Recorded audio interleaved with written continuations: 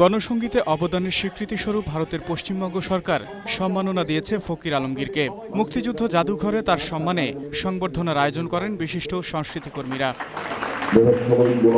এ সম্মান শুধু গণসঙ্গীতের নয়, বাংলাদেশের অর্জন। যখনই আমাদের সময়টা এসছে প্রতিবাদের, যখনই সময় এসছে মিছিলের, যখনই সময় এসছে সংগঠিত হওয়ার, ফকির আলমগীর সবসময় আমাদের ছিলে। গুণী এ শিল্পীকে শুভেচ্ছা জানায় খেলাঘর, স্রোত, আবৃত্তি সমন্বয় পরিষদ ও গণসঙ্গীত শিল্পী সমন্বয় পরিষদ সহ বেশ কিছু সংগঠন।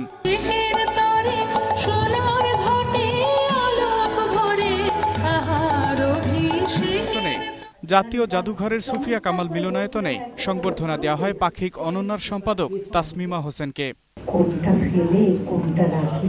নাট্যজন সেলিম আল দিন স্মরণে উৎসবের উদ্বোধন হয় শিল্পকলা একাডেমিতে। বিশিষ্ট নাট্য ব্যক্তিত্বরা অংশ নেন উদ্বোধনী অনুষ্ঠানে। গ্রাম থিয়েটারের আয়োজনে এ উৎসবে এক্সপেরিমেন্টাল থিয়েটার হলে প্রদর্শিত হয় নাটকের দল বুননের নকশি কাঁথার মাঠ।